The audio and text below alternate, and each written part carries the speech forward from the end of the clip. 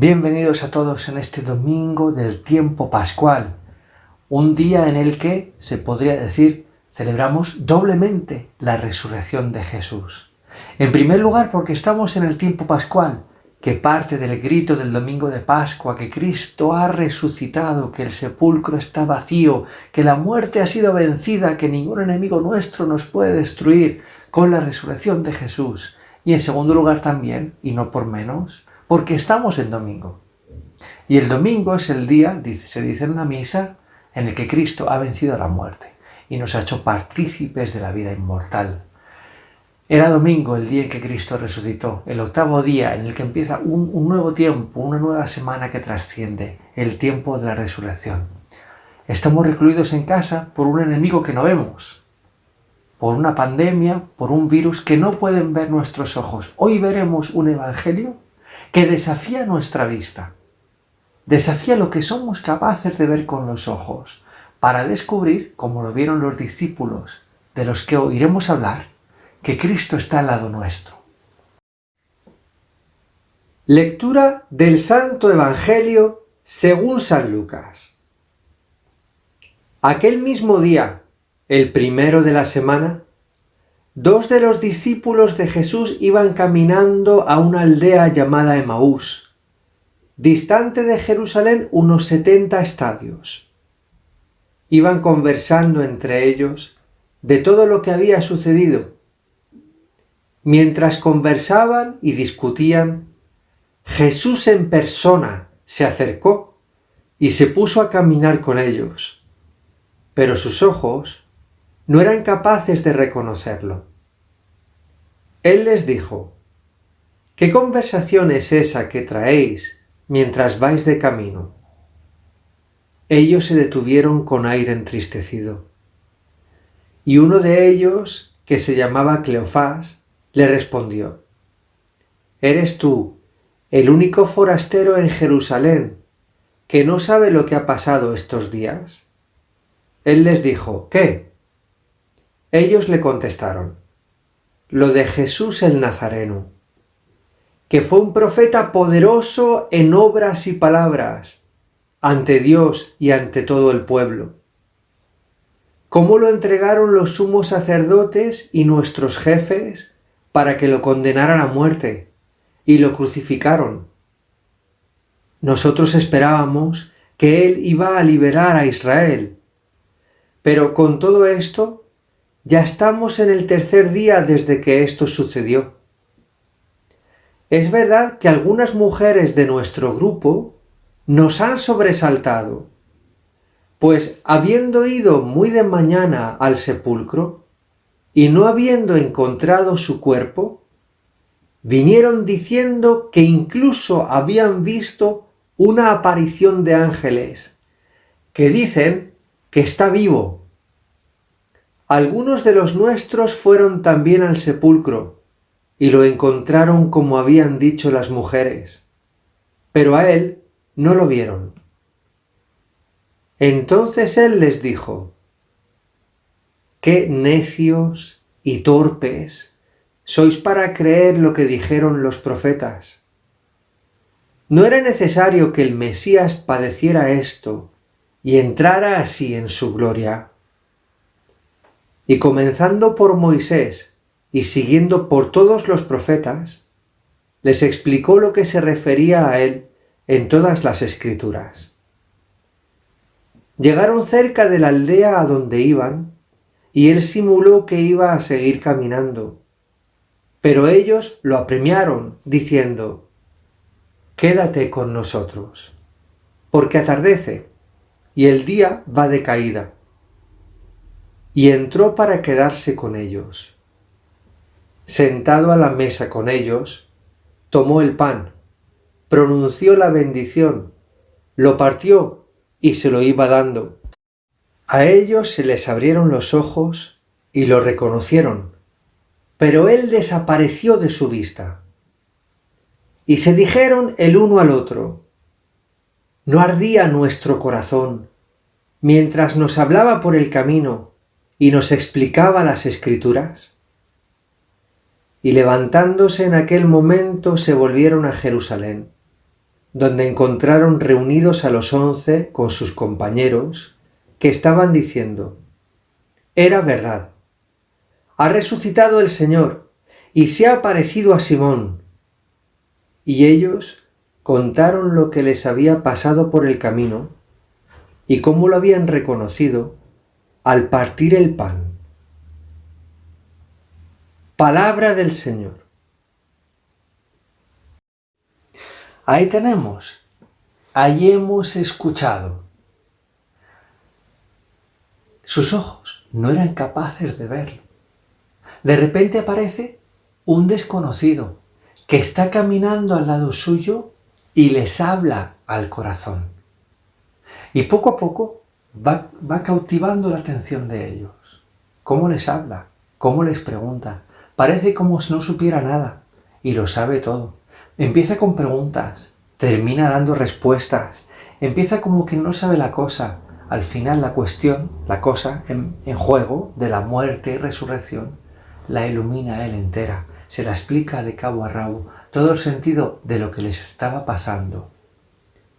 Y al final, cuando parece que hace ademán de irse, ellos hacen fuerza porque desean tenerlo consigo, no tanto por la preocupación por él, que también, pero sobre todo porque no quieren que les abandone su compañía, y al partir el pan reconocen que es él, pero sus ojos siguen sin poder verlo.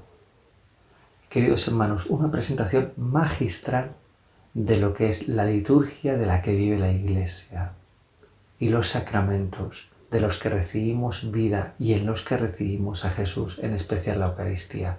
Jesús aparece al lado nuestro, poco a poco va cautivando nuestra atención. Parece que juega poco papel. Cuanto más lo descubrimos, más vemos que juega un papel central en nuestras vidas. Parece como alguien así que advenedizo, poco a poco va ocupando el centro. Parece que no tendría nada así hacia nuestra vida, que una cosa son nuestra vida, es nuestra vida, y otra cosa pues son las cuestiones, llamémoslas religiosas, relacionadas con nuestra práctica religiosa o lo que sea. Resulta que van perfectamente unidas. Nuestra vida privada, personal, lo que nos sucede, lo que entendemos, lo que no entendemos, lo previsto, lo imprevisto, lo deseable, lo no deseable, todo lo que nos pasa, Dios está ahí detrás, hablándonos, permitiendo todo y conduciendo nuestra historia. ¿Quién nos lo explicará esto? ¿Quién tiene la llave que da explicación a lo que nos pasa? Pues resulta que poco a poco Jesucristo, si logra que estemos a su escucha, nos va explicando. Nos va explicando, nos va haciendo encontrar la llave de lo que nos pasa, la llave también de lo que nos hace sufrir muchas veces. Él nos da como esa llave que nos falta. Y en Él queda todo iluminado. Con lo cual nos viene como decía, un imprevisto, una cosa no deseada, pero tiene sentido, cobra sentido. Y entonces se puede entrar en eso, se puede dejar que pase, se puede entrar con aceptación también, no con resignación, con mala fuerza, sino viéndole el sentido profundo que posee y alegrándonos también, al final, de todo aquello que nos está pasando. Llega un momento en que Cristo parece que quiere al se tiene que ir y le dice, no, quédate con nosotros, que atardece, el día va de caída, ¿no? Y Cristo al final se queda con ellos, cuando parece que la luz se va a apagar, Cristo ahí se ha quedado con ellos. Y en ese momento entra en un momento de intimidad, él sentado a la mesa con ellos, y aparece la Eucaristía, ¿no? Aparece, toma el pan, pronunció la bendición, lo partió y se lo iba dando. Estas palabras a quien acude a misa cada semana le suenan mucho, porque están en un momento clave de la misa, que es la consagración. Todos saben, en ese momento ambos saben, ambos entienden, ambos conocen que es Jesucristo el que esté ahí. Y cuando quisieran ya agarrarlo con sus sentidos y decir, bueno, pues ahora te tengo, resulta que se escapa. Ya no lo ven sus sentidos. Quedan creyendo en aquello que es invisible, a pesar que en su corazón les ha dictado, su corazón ha sentido dentro y ha visto con claridad que era la presencia de Cristo en ese momento de la Eucaristía. Y de eso viven. Eso les queda para siempre. Saben que siempre en la escucha de Jesús, como dice aquí, comenzando por Moisés, siguiendo por los profetas, les explicó todo lo que se refería a Él, en todas las escrituras, es decir, en la escucha de la palabra de Dios, como sucede pues en cada misa, empieza, ¿no?, con los saludos y luego la palabra de Dios se hace presente, ahí descubrimos a Jesucristo. Y acto seguido lo descubrimos en la mesa, lo descubrimos en el altar, lo descubrimos en el partir el pan, lo descubrimos en ese momento que se parte por nosotros. Y ahí gustamos a Jesús, experimentamos a Jesús. Vemos a Jesús al lado nuestro, no con nuestros ojos, y eso es importante, pero sabemos perfectamente que está. Eso nos alimenta, eso nos llena, eso nos conduce, eso hace que nuestro corazón, como dicen los discípulos, arda mientras nos habla, esté ardiendo, y por eso volvemos a ir, y por eso volvemos a desear escuchar a Cristo, por eso volvemos a desear que esté con nosotros, por eso volvemos a querer que Él ilumine todo, porque hemos gustado cuánta oscuridad hay fuera de Él tantas veces y cuánta luz Él nos trae, Queridos hermanos, una página magistral, un evangelio precioso, el de los discípulos de Emaús. Nosotros estamos en camino hacia Emaús, pensando muchas veces que todo está perdido, descubriendo que Cristo ha resucitado. Cobremos ánimo tras escuchar este evangelio. No dejemos que pase como si nada. Cobremos muchos ánimos. En este día del domingo, vivámoslo con su doble fuerza, con su doble anuncio de la resurrección, de la victoria de la vida sobre la muerte. Dejémonos dar por Cristo su cercanía en este día. Su presencia nos demostrará, como cada vez, que nos ama,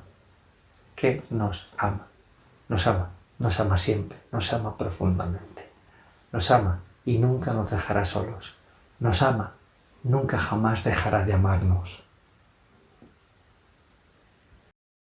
Nos unimos al Papa para pedir a la Virgen María su protección en medio de la epidemia. Oh María, tú brillas siempre en nuestro camino como signo de salvación y de esperanza. Nos confiamos a ti, salud de los enfermos, que junto a la cruz te has asociado al dolor de Jesús, manteniendo firme tu fe. Tú, salvación del pueblo romano, sabes lo que necesitamos y estamos seguros de que nos lo otorgarás, porque como en Caná de Galilea pueda regresar la alegría y la fiesta después de este momento de prueba. Ayúdanos, Madre del Divino Amor, a conformarnos a la voluntad del Padre y hacer lo que nos diga Jesús, que tomó sobre sí nuestro sufrimiento y asumió nuestros dolores para guiarnos a través de la cruz a la alegría de la resurrección. Amén. Bajo tu amparo nos acogemos, Santa Madre de Dios. No desoigas nuestras súplicas que te dirigimos en nuestras necesidades. Antes bien, líbranos siempre de todo peligro, oh Virgen gloriosa y bendita.